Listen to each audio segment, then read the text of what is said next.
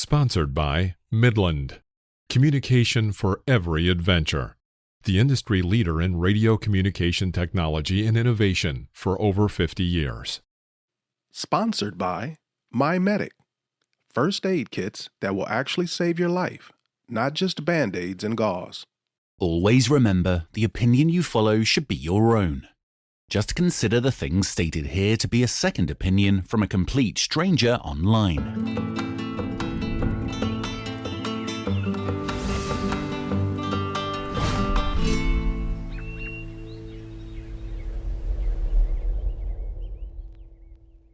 Hi, my name is Phil from Waypoint Overland, and you're listening to Random Waypoints.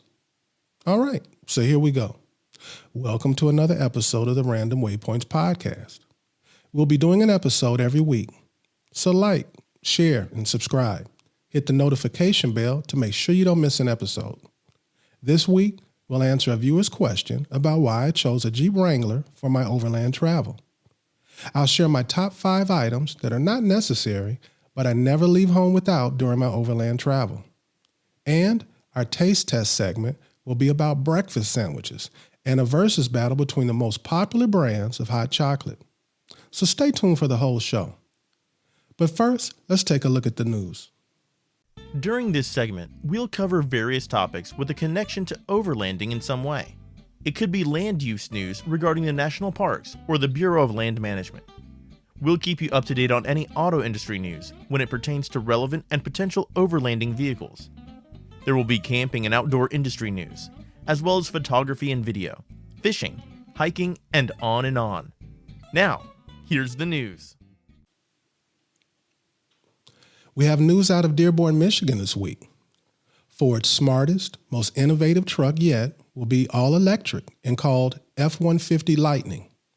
The all-new F-150 Lightning will be revealed May 19th at Ford World Headquarters in Dearborn and live-streamed for millions to watch. The F-150 Lightning brings stunning innovation, technologies, and capabilities to the F-Series. The reveal takes place at 9:30 p.m.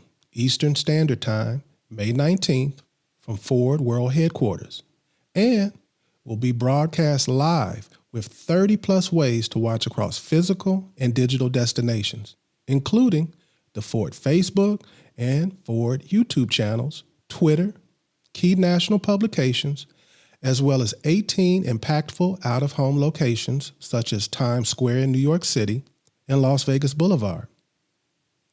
Ford President and CEO Jim Farley stated, "Every so often, a new vehicle comes along that disrupts the status quo and changes the game.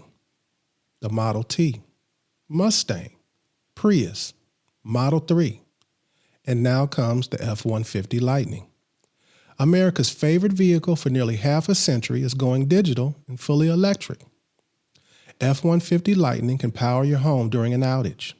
It's even quicker than the original F-150 Lightning performance truck, and it will constantly improve through over-the-air updates." Production of the F-150 Lightning begins next spring at the all-new Ford Rogue Electric Vehicle Center. Rivian is once again in the news with an announcement on their website that they're building the Rivian Adventure Network.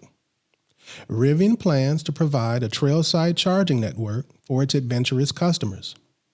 A nationwide network of DC fast chargers capable of adding up to 140 miles of range in 20 minutes to the R1T and R1S. The Rivian Adventure Network will connect cities on popular routes across the U.S. and Canada.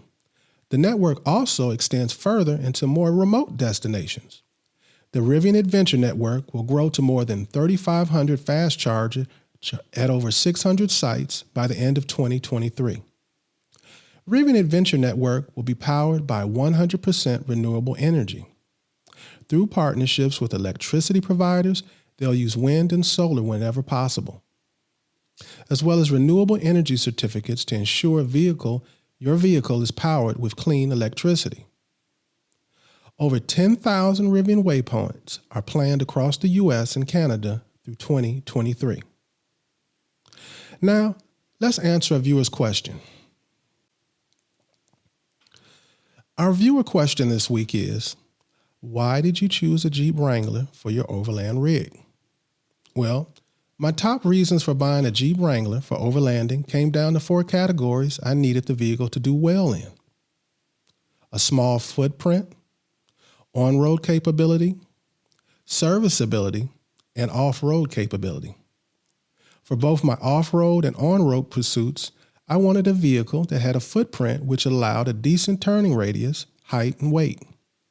The Jeep's footprint allows me to park in some pretty remote places to set up camp. Off-road, I can go places that something taller or with a longer wheelbase just couldn't go, such as tight switchbacks, overhanging trees, and narrow mountain trails. It also encourages visiting towns and experiencing culture because I can park anywhere a car parks. I'm not prohibited from certain streets, events, or venues due to size restrictions.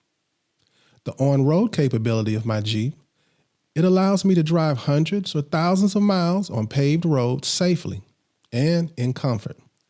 It's a relatively safe vehicle with good driving characteristics on the highway. I wanted a vehicle that I had confidence in driving on the highway during bad weather. The 4-wheel drive system works well in snowy situations. Eventually, something is going to go wrong, so very important to me was the availability of Jeep parts pretty much anywhere I can possibly go. I didn't want a vehicle that could possibly have me waiting days for parts on a very simple repair. That could totally ruin a trip. Another plus for Jeep serviceability is the vast network of knowledgeable amateur and professional mechanics. You can always find someone to advise you or tinker on your rig. And also, due to the variety of aftermarket Jeep vendors that cater to the Jeep brand, I can customize my vehicle to the exact specifications for my journey. I'm able to transfer my rig for mountains, beaches, or even desert lifestyles. And last but not least, the number one reason for choosing a Jeep Wrangler as my overlanding platform was wanting a vehicle that can handle most off-road situations in stock form, and with a few upgrades, will become highly capable without changing the suspension's geometry much. The bottom line is, I wanted a rig that could take me everywhere, and the Jeep Wrangler does that for me. Well, I hope that answers your question. Let's move on to random lists. Random Lists is all about lists Waypoint Overland has created on an array of topics, such as top 5 national parks, top 10 trails in the United States, top 10 fill in the blank. I think you get it. Some lists will be pure fun, and others very informational. But they all will have a connection to overlanding in some way. We're very interested in hearing your suggestions for upcoming lists in the comments. Now, here's our random list.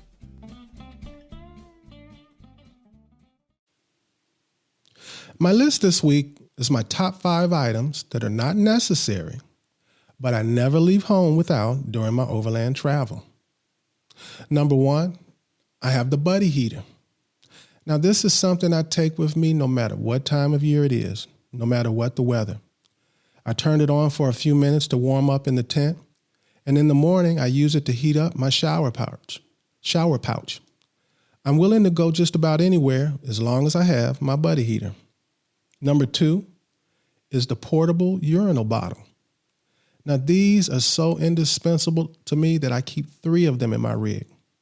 One is for my rooftop tent. It saves me from getting dressed and going outside in bad weather. As I'm traveling on back roads across the country, there's been many times I've been unexpectedly stopped by road construction in very remote places. Those stops, now, they can be 15 minutes or they can be as long as an hour with nowhere you can go to get some privacy. At number 3, I have the shower pouch. Since shower pouches were first introduced, I've been using them. It's a great solution for hygiene when it's cold outside or you don't want to use up the water that you have. They help me to extend my time off grid, and I feel better after using them. Number 4, I have the Snow Peak Fire Tool set. This set makes a campfire easier to maintain, and I use it every time I'm at a campfire, even if it's my campfire or not. At number 5, I have Netflix. Before starting a journey, I always download a bunch of movies and TV shows from Netflix. It provides me entertainment when the weather is bad, I'm bored, or in my tent at night. Well, that's my list. Do you agree or disagree? Do you have your own list? Well, share in the comments. Now it's time for Taste Test. Taste tests. Taste test is where we evaluate the taste of a food product, whether on its own or compared with other products. Some taste tests will be conducted blind, while others will focus on a particular brand or item. I was asked about a sandwich I posted on Instagram. I had pullen over on Going to the Sun Road in Glacier National Park early in the morning to enjoy the sunrise, and I made bagels and lox. The ingredients for the sandwich are simple: toasted bagel, smoked salmon, cream cheese, red onions, capers, tomatoes. So with that, let's make a sandwich. So the very first thing we do is we're going to take some of our cream cheese and we're going to spread the cream cheese on our toasted bagel. You don't have to toast it, but the textures, I'm always speaking about that, are important to me. And the texture of the toasted bread makes a big difference to me. Now, I'm pretty generous with the amount of cream cheese that I put, but you don't have to put this much. You don't have to put any at all. But I think it's a very important part of this dish, this sandwich.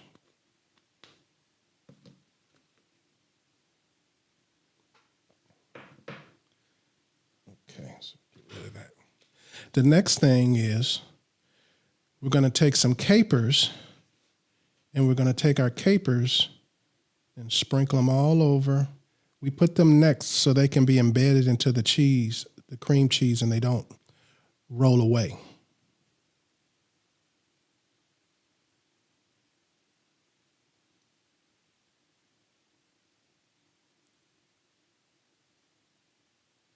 And the capers are going to give it a salty flavor, like a pickled salty flavor. It's the best description I can give it. I like a lot of capers. Once again, I'm pretty generous with it, but you don't have to put as many as me. You put as many as you like, and if you're not a caper person, don't put them at all. But, capers are very commonly used with seafood, and very common going with salmon. So our next thing is, again, like with the capers, we don't want this stuff falling off, so we put our onions next. Now my wife, she chops them up into little tiny pieces, which is even a better idea if you're really, really, really concerned about things falling off.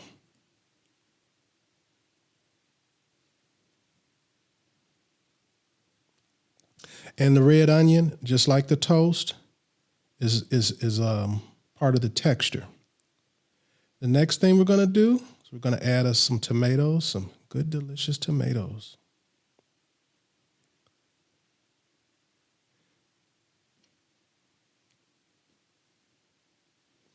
All right, we have our tomatoes, and then we go right to the salmon.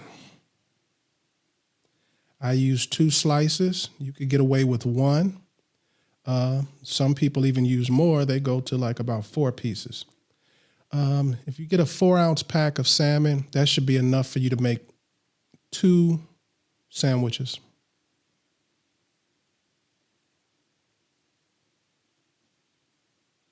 And this is our view from the top of the sandwiches. So just give you a quick look before I dig in. Normally I slice it, but I'm going to go with a whole one today. And we're going to dig right in. This is one of my favorite sandwiches. I eat these several times during a trip.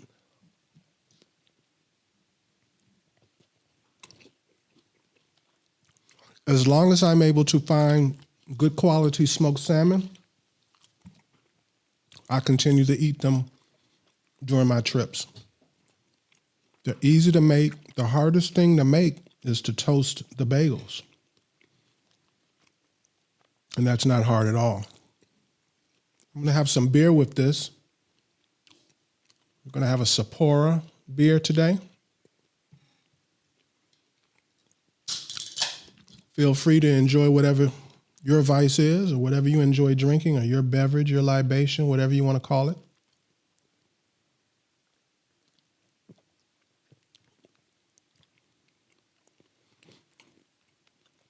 And if you've never had a Sapporo, it's from Japan and has a very, very clean taste.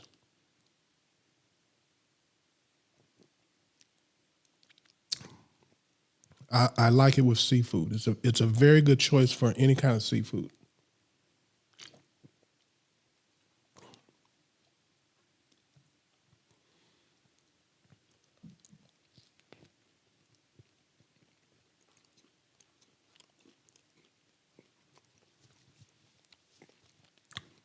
What type of sandwiches do you guys like to eat on the trail?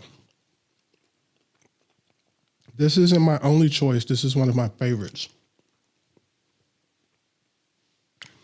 And what I'm always trying to talk to you guys about is not going crazy, just trying something different, just trying something new, something you don't eat. For some of you, this is something you eat already. But if it's not, it's something you should try. If you don't like seafood, you can take the salmon off and just with the capers and the onions and the capers, the capers, the red onions and the tomatoes, and that's a very delicious sandwich as well.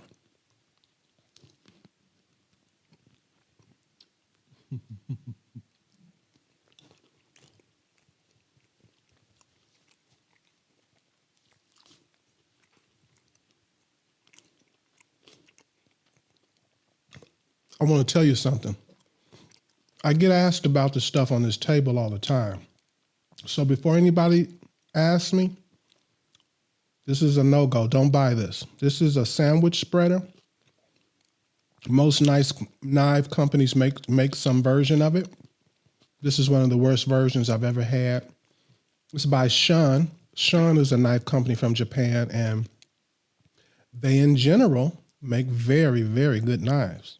But this particular knife, they tried to be cool and make a design and everything. It was more about looks than function. So if you are interested in one of these, because they're excellent if you get the right brand, they're excellent for making sandwiches and spreading things.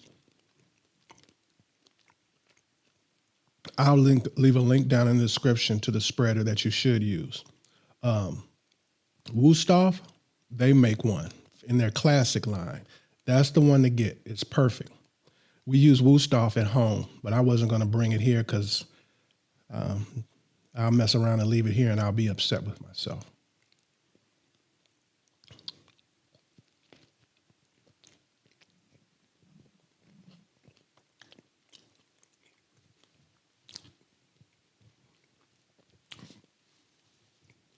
So the past few weeks, if you haven't noticed, every time we have the news segment, Rivian is popping up. And I've mentioned before that I'm considering my next vehicle being a electric vehicle. And right now I only have 2 vehicles in mind. And at the top of the list is Rivian. And the reason being is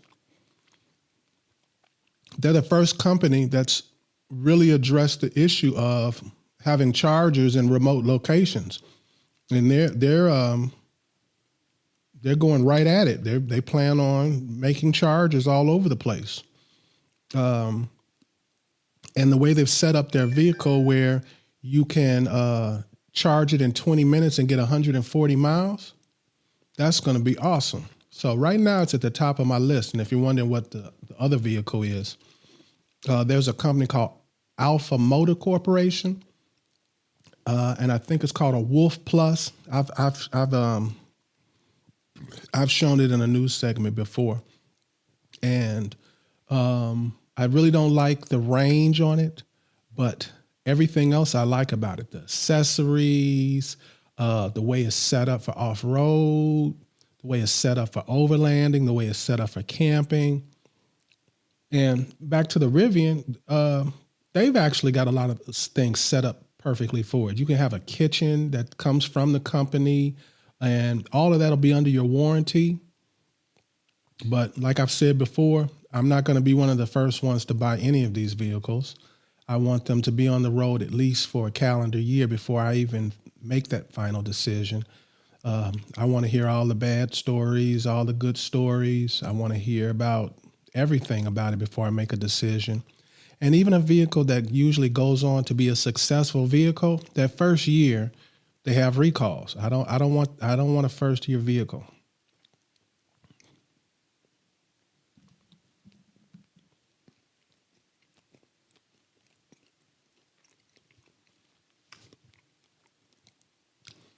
There's several overlanding events going on or will be going on this weekend. I didn't mention them during our news segment, and the reason is I don't know enough about them. Now, one of them, the organizers organize another event that I know well, but I don't know anything about this new event. Actually, I have some questions and some doubts about it. So I don't want to be recommending it, and I don't know what I'm talking about.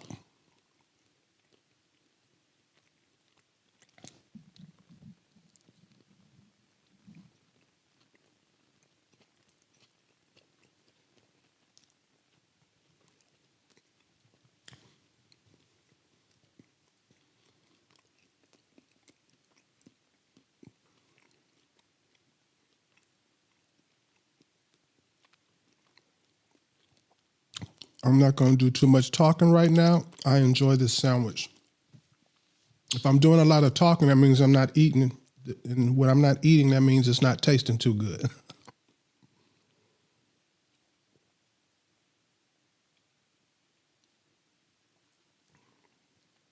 This is one of the few beers that I can guzzle and I don't feel gassy after I drink, like several quick swallows. I don't feel the urge to burp. I don't know why that is. What beers do you guys drink? What's your favorite beer? I'm all over the place. I drink different beers all the time. I was drinking Modelo's, the Mexican beer, Modelo. Am I saying it right? I was drinking Modelo last night.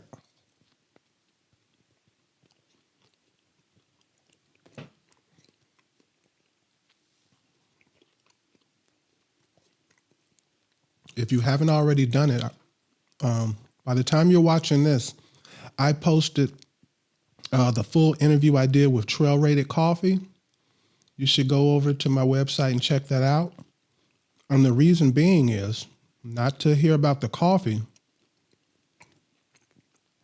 but to hear about what he's doing, and not only what he's doing, but where his head is at and how he's helping the community, the overland community I'm referring to, the four-wheel drive community, and he's helping the environment. And we don't have exactly a politically correct conversation. And I think that's what makes it good, because he's really talking from the heart, really talking about what he's feeling. We had ended the interview, so you don't have to have your face on for the camera. We were just talking, and that was the best part. So I asked him for permission, can I air this part too? And he was like, sure. So I aired it. When you see this, I will have aired it a few days ago.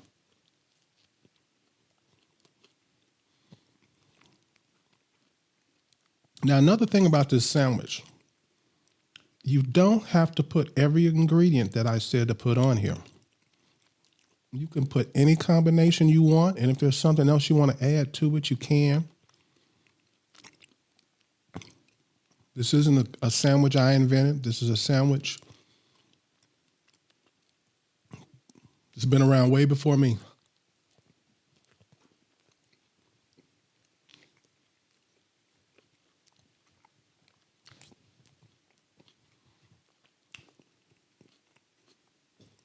One of the great things about living here in the Pacific Northwest, the seafood is outstanding. And the salmon is so easy to get. Good quality salmon, sushi grade salmon is easy to get here. And what I mean by easy, I mean it's available, and it's available at a decent price. Because we live in a world now that you can pretty much get anything that you want if you're willing to pay for it.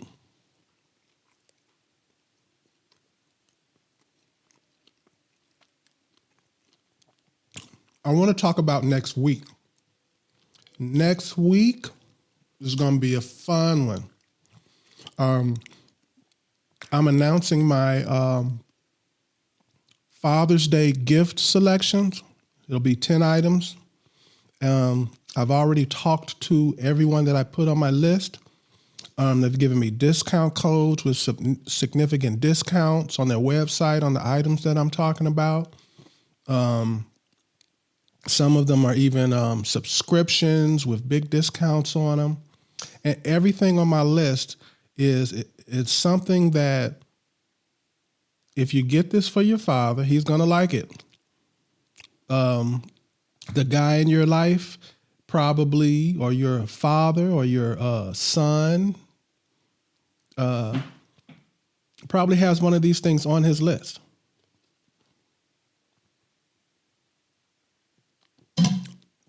And I'm not just going to be like hawking product. We're going to talk about the products and why they would be a good Father's Day gift. We're going to talk about, we're going to have a different angle on it. So it's going to be fun. Plus you'll be able to save some money if you're looking at these particular items.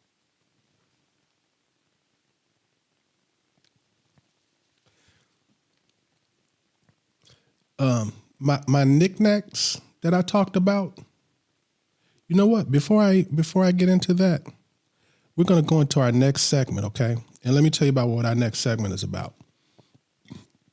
I've got 3 of the most popular brands of hot chocolate, and we're going to find out today which one is the best. So we'll be right back, okay?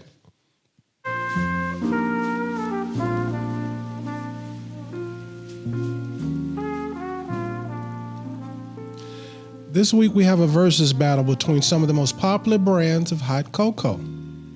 Swiss Miss, Nestle's Rich Chocolate, and 365 by Whole Food Markets. So, I've already made it. Let's get started.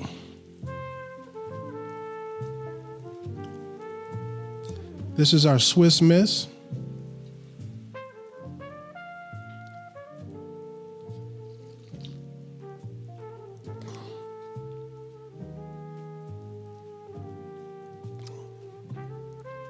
I'll tell you straight up ahead of time, the Swiss Miss, that's my everyday brand.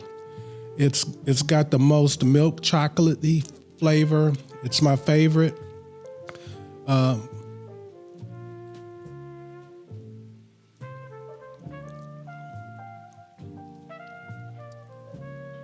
This one in the center is our Nestle's.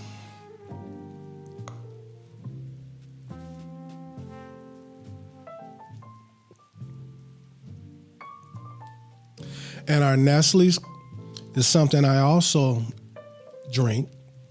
And it's usually, if I can't find Swiss Miss, I'll usually get the Nestle's. And last but not least is our 365 from Whole Foods.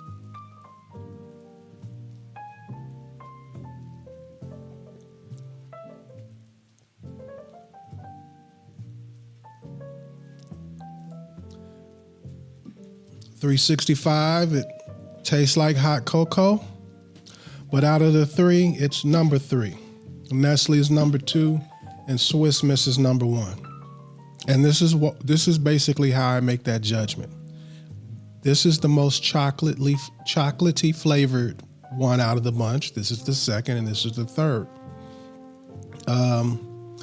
This one is organic and it's supposed to be a little bit better for you health-wise, and that's probably why it doesn't have that great milk chocolate taste that these other two have. All of them, all it takes is 6 to 8 ounces of water, hot water, mixed in with a packet. And you can also, which is what I did, you can take milk. Excuse me. You can take milk and heat that and mix it. And it's a much more rich, more velvety flavor, more velvety texture. You can, it doesn't have a watery texture when you drink it. It holds its warmth better.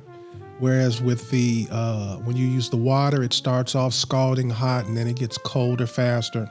So I never go with hot water, but I was dying to have a hot cocoa.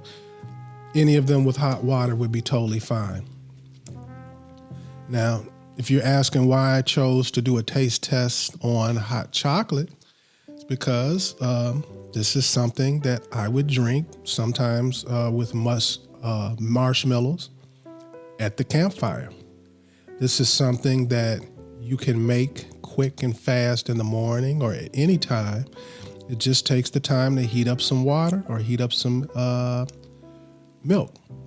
Now, the thing about heating it up, you don't have to get it to a boil. Matter of fact, I recommend you don't get it to a boil because you're going to burn your mouth.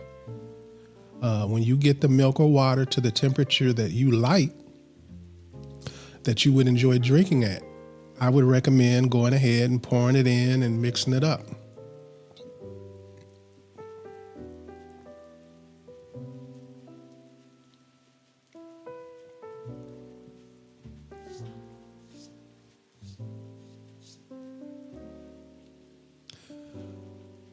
Well, that wraps up another episode of the podcast. We'll be leaving you this week with footage from Acadia National Park in Maine, around the harbor area. With that, we'll see you next week. I hope you like, share, and subscribe. And with that, I want everybody to stay safe, tread lightly, and hopefully I'll see you here or on the trail soon.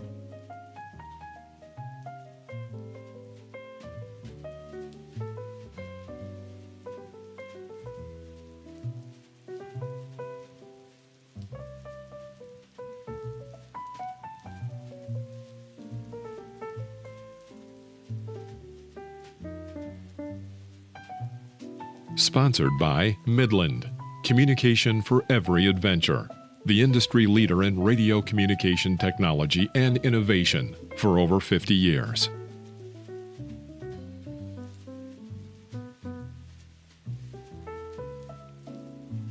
You have been listening to Waypoint Overland's Random Waypoints. Like, subscribe, and stay tuned for more.